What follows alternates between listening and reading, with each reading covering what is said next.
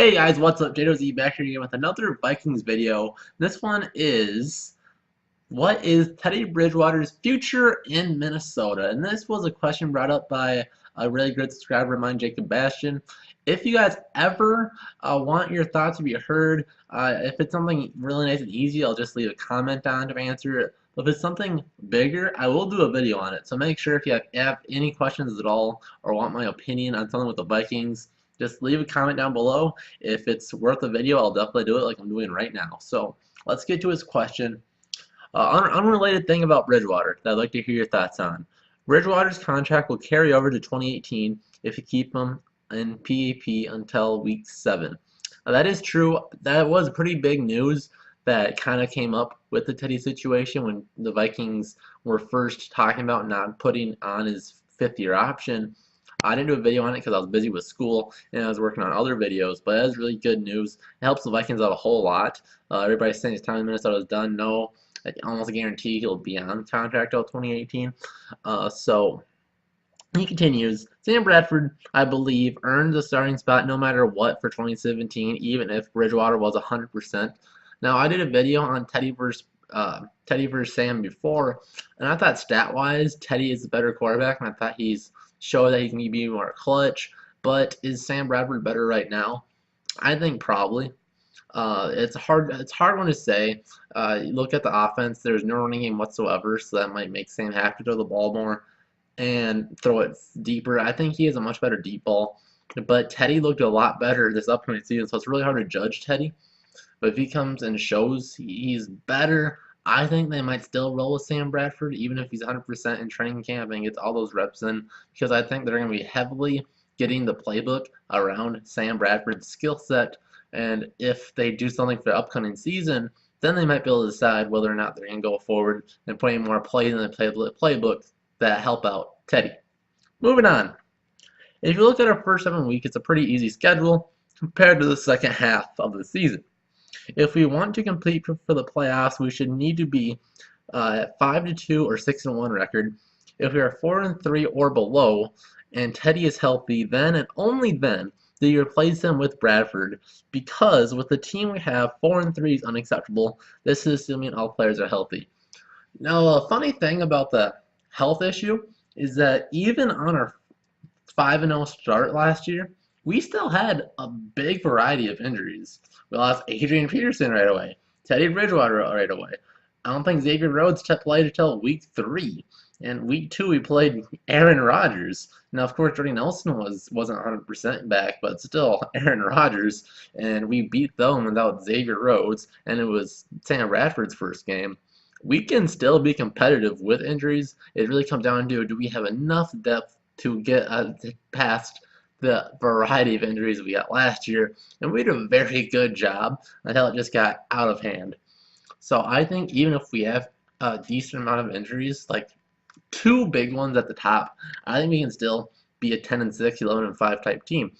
So injuries aren't really that much of an excuse unless the whole offensive line goes down, like pretty much happened last year. But barring, I think we have more depth this year, so injuries really shouldn't be that big of an issue this year, especially at running back. We have 2 really good starting caliber running backs this year, unlike last year where we had 1 and then 2 substitute teachers that could go in. So if we are 4-3 and it looks like maybe Sam's not getting it done, do we put Teddy in? Now that is the key phrase that I kind of added in myself. If we're 4-3 because of Sam Bradford, and Zimmer thinks that Teddy will give us a better chance to win, yeah, you betcha. Teddy's going in. Will he wait until then to put Teddy in, though? I think Zimmer would say, screw that. We're going to put Teddy in earlier and win games if Sam Bradford's proving he's not a starting quarterback, or definitely not as good as Teddy. Now, what do we do if we're 4-3, but Sam Bradford's playing at the least the same level as he was last year, if not, and what probably will be, even better? If he's doing that, do we put Teddy in? I think that's a hard one to say.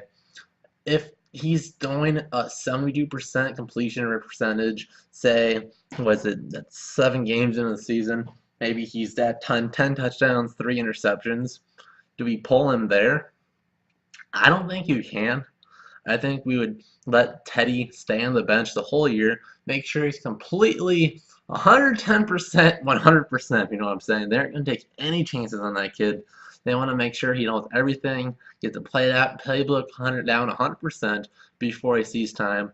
I think even when he's healthy, they might slide Teddy at QB3 just to make sure, just to protect him as much as possible until they're 100% sure he can take an NFL beating. But I don't think Zimmer will be too shy to pull the trigger on it if he thinks if the doctor gives him the 100%.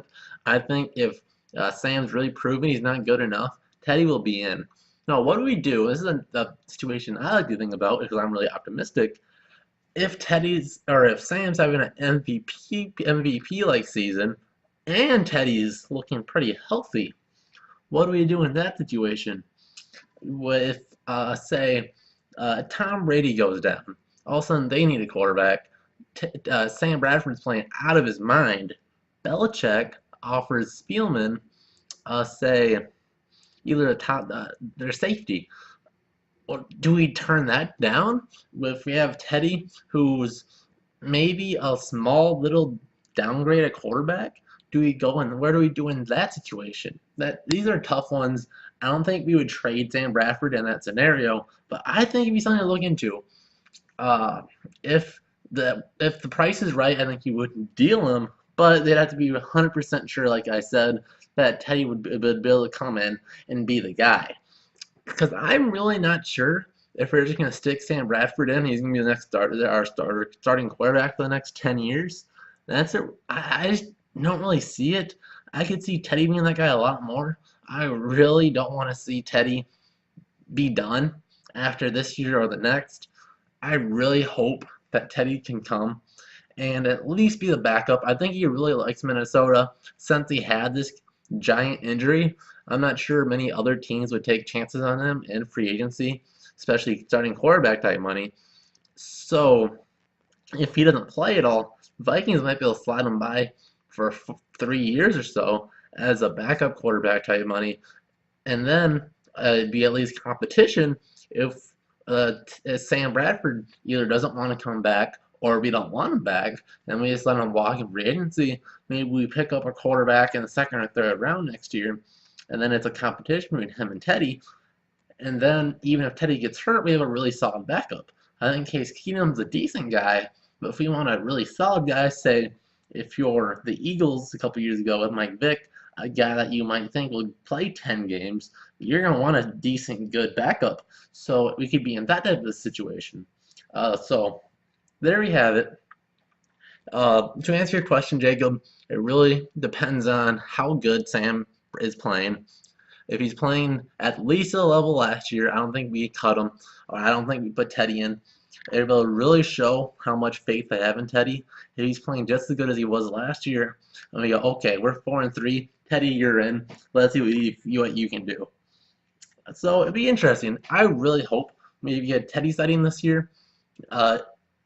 Hopefully, past week 8, maybe we're winning by a lot in the fourth quarter. We put Teddy in. That'd be great to see. I want to see Teddy throw the ball around. But I'm a big Teddy fan. If you're a Teddy Bridgewater fan, like this video. We want the Vikings to see that he has a ton of support. So like this video, leave your Teddy Bridgewater comments. And like I said at the beginning, if you have any questions you want me to answer, that's a long-winded one like this one, leave it down below, and I'd love to do videos on them. Otherwise, stay tuned. We'll see you guys in the next Vikings video. See ya.